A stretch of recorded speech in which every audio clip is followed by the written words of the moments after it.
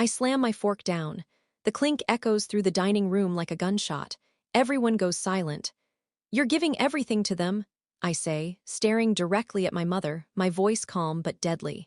"After everything I've built on my own," Mom blinks, startled. "Oh, come on, Elise, don't make this dramatic. Ethan has a family to support." I glance at my older brother. His smirk oozes smugness. His wife Leanne won't even meet my eyes. Of course not, she knows I know. They're broke. And this trust fund was their only lifeline. "You mean Ethan's second mortgage, the maxed-out credit cards, the overdrafted accounts?" I say, louder now. "You're handing over Grandpa's inheritance to two people who can't even manage a budget. Meanwhile, I've been paying your property taxes behind your back." Gasps. Forks drop. Dad lowers his glass, stunned. Aunt Miriam raises an eyebrow. I can't tell if she's proud or horrified. Maybe both. And that's just the start. Want to hear what really happened? You might want to sit down. My name is Elise Vaughn, 36 years old, born and raised in Fort Smith, Arkansas.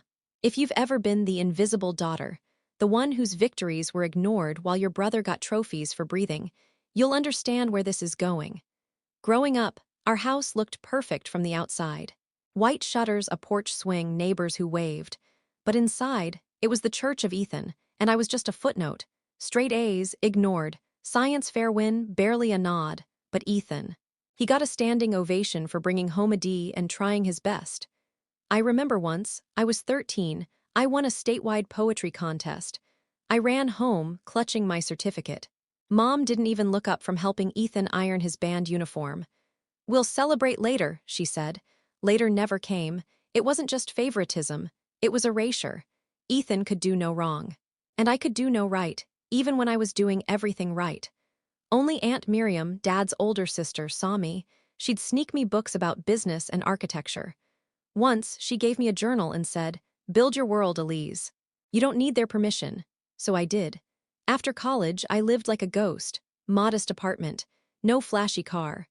While Ethan and Leanne were flaunting their dream life, I was quietly acquiring properties across Fort Smith, starting with the rundown duplex they mocked me for buying at 23.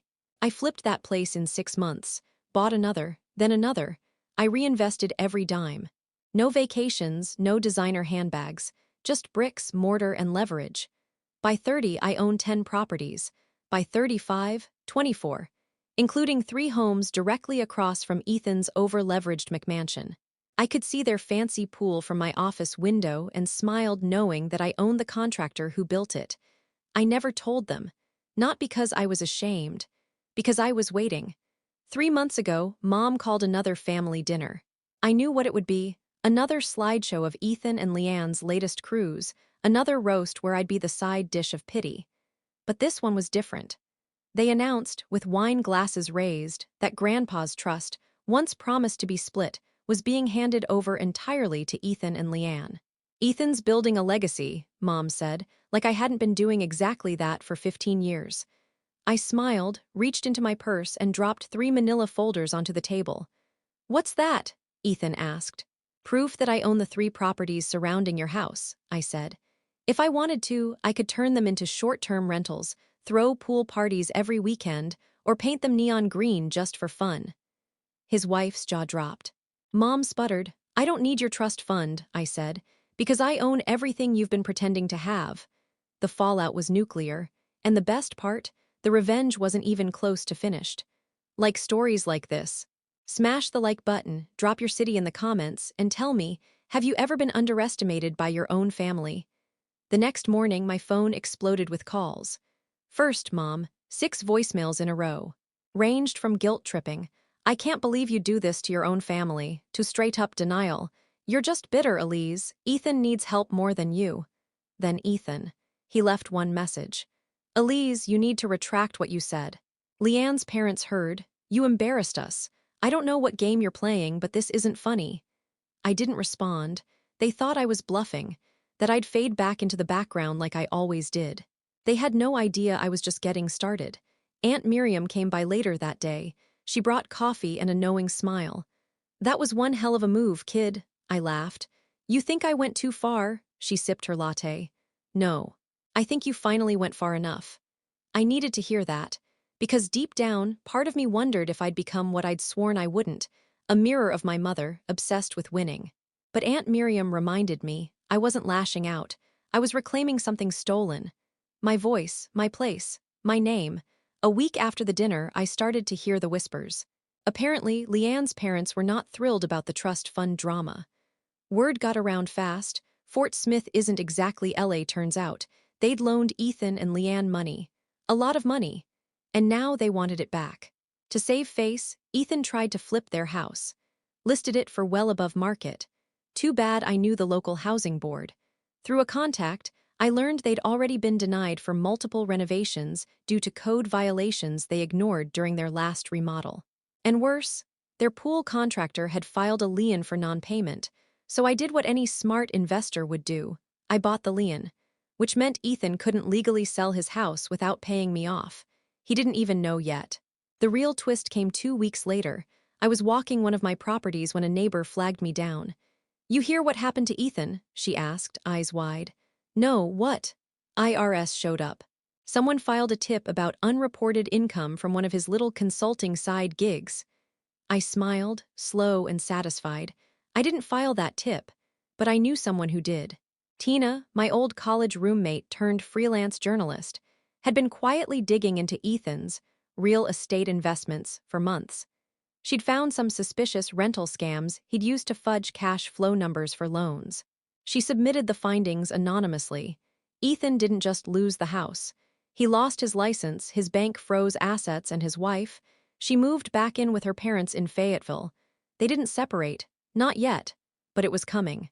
Meanwhile, Mom had the audacity to play victim. She sent me a handwritten letter, real old school. "Elise," she wrote, "families fight. But what you did went too far. You've embarrassed your brother. You've humiliated us." No apology. No acknowledgement, just shame. As if her public golden boy's downfall was my crime. I mailed her a single piece of paper in return. A photo of the 3 houses I owned near Ethan's former mansion, now listed as for rent. Under it, one sentence. "Turns out I was never the disappointment." But the best twist, that's still coming. Because one of my properties, one they used to laugh at, is being converted into something big. And when they find out what it is, they'll finally understand. You should never underestimate the quiet ones, especially not the ones who build empires in silence.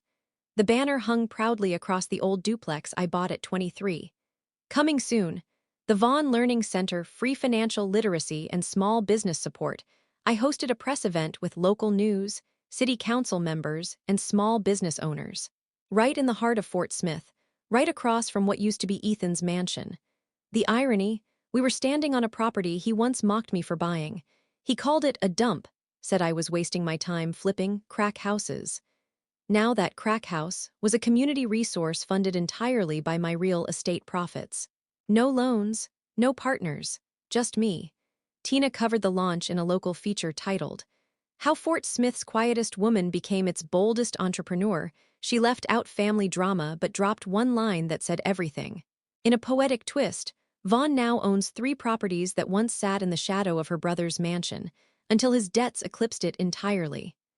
Within 24 hours, the article went viral across the region. Ethan and Leanne's social media accounts went silent. Rumor had it they'd blocked half of Fort Smith after the article went up. Their former friends, now donors to my foundation, started sliding into my inbox with invitations and thank you notes. Even the city's mayor reached out about collaborating on affordable housing development. I couldn't help but grin. Then came the gala. It was a charity event hosted by one of the same luxury venues Ethan and Leanne once threw their engagement party at, paid for by my parents, of course. This time I was the keynote speaker. The invitation list, public, my family would see it. I knew Mom would have a fit. I pictured her fuming over the mail, realizing her daughter, the daughter, she said, wasn't built for leadership, was now rubbing shoulders with CEOs and politicians. At the event, I walked out in a sleek black suit, head held high, and told the story of how financial education changed my life. No petty shots, no name-dropping, just truth. But after my speech, a familiar voice called my name. "Elise!" I turned. My father stood in the back, thinner than I remembered, his eyes sunken with what looked like regret and sleep deprivation. "I shouldn't be here," he said quietly, "but I needed to see it with my own eyes." I said nothing. You were right about all of it. I waited. I let your mother decide what love looked like in our house. I regret that more than anything. I let her make you feel invisible, but you're not invisible now. My voice came out steadier than I expected. You could have said that when I was 13. I know, he said. I just wanted you to know it now, even if it's late. I nodded once, then walked away. Forgiveness is earned, not begged for in ballrooms. The next week I received a letter from Leanne. Yes, Leanne. 3 pages of thinly veiled blame, laced with apologies that weren't really apologies. I wish you hadn't done that at dinner, she wrote. You embarrassed Ethan and made things worse. But I also know we weren't fair to you. Then, the last line hit harder than I expected. I see now that everything we laughed at was actually everything we should have been learning from. That was the closest I'd get to an apology. And strangely, I didn't need more. I wasn't waiting for them to see me anymore. They were behind me, and I had bigger plans. I didn't think the past could touch me anymore. But then I got the call. It was from a name I hadn't seen in years. Clarence Vaughn, my grandfather's former attorney, the one who managed the trust fund. Elise, he said, his voice gravelly but sharp. I heard what happened. My stomach tensed. I'm not looking for trouble, Mr. Vaughn, he chuckled. Oh, I know you're not, but I have something you might want to see. I agreed to meet him at his office, same one from when I was a kid. He sat behind the massive oak desk, slid a file across to me. Inside was a letter, handwritten, dated just weeks before Grandpa passed. It read, If anything happens to me, I want the trust divided evenly. Elise has the mind of a builder. Ethan has the heart of a dreamer. Both deserve a shot. My breath caught. Mr. Vaughn leaned back. Your mother had this rewritten after he went into hospice. He couldn't argue by then. I stared at him. You're saying they forged it? No, they manipulated it, legally enough to get by, but morally, your grandfather's true wishes were clear. He pushed another document across the desk, an option to sue. Statute of limitations hadn't expired. I had the grounds. With this letter, I could make the case stick. But here's the twist. I didn't sign it. Instead, I made a call to my accountant, asked her to set up a meeting, not with a lawyer, with a realtor, because I had a better idea. A month later, my phone buzzed. Offer accepted. I'd just become the official owner of my parents' favorite country club, the one where they held Ethan's wedding, where they took all their holiday photos, where Mom bragged about being part of the elite. I didn't evict anyone. I didn't ban them. No, that would be petty. I simply rebranded. The Vaughn Country Club became the Horizon Collective, a nonprofit venue offering low-cost event space for underserved communities, small business expos, and scholarship fundraisers. We hosted youth programs in the ballroom, financial literacy classes in the bridal suite, therapy sessions for overlooked daughters in the spa rooms, and right at the entrance, where Mom once posed in a red sequin dress, I had a plaque installed, in memory of James Vaughn, who believed in builders. No mention of Ethan, or Mom, just Grandpa and me. Word spread fast, especially when I was interviewed by the local morning show. Host asked, Elise, is it true your brother's wedding happened here? I smiled. It is, but now it's for everyone, not just those who were told they mattered more. Mom tried to call. This time I didn't delete the message. Her voice trembled. You're making a mockery of everything we built. That was her mistake. They never built it. I did.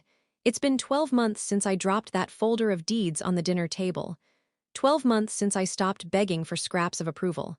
Since then, Ethan and Leanne downsized twice.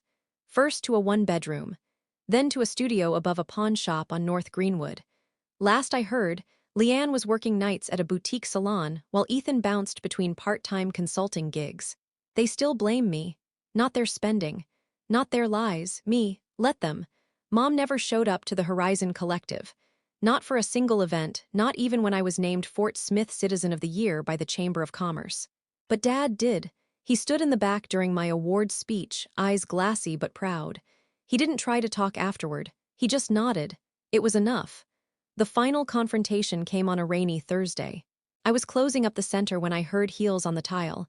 I turned. It was her, Mom, drenched from the rain but still wearing pearls. Elise, she said, her voice softer than I'd ever heard it. You've made your point. I didn't speak. I don't understand why you had to humiliate us. My laugh was sharp, humorless. Is that what this was to you? Humiliation? You didn't have to destroy your brother. I stepped closer. He destroyed himself. I just stopped cleaning up his mess. She opened her mouth, then shut it. Her lip trembled. You always had to be so independent, so cold. No, I said. You just never learned how to love someone who didn't need saving. She flinched. I used to want you to see me, desperately, but not anymore. I see myself now, and I'm done shrinking to fit your comfort. Her eyes welled. For a second I saw a flicker of something, regret, loss. I'm sorry, she whispered, but it was too late. I walked past her, locked the door behind me, and didn't look back. 1 year later, the Horizon Collective has expanded to 2 new cities. The foundation has awarded over 40 scholarships. The country club booked through next summer. And Ethan, he reapplied for a job with one of the property management firms I own. I declined the interview, politely, professionally. But the folder with his application sits in my office, right next to a photo of my first duplex. I open it sometimes, not out of spite, out of gratitude, because if they hadn't underestimated me, I might have never built an empire. Thank you for listening. If you've ever had to walk away from family to find yourself, drop a comment below. And tell me, what was your turning point? Don't forget to like and subscribe for more true revenge stories.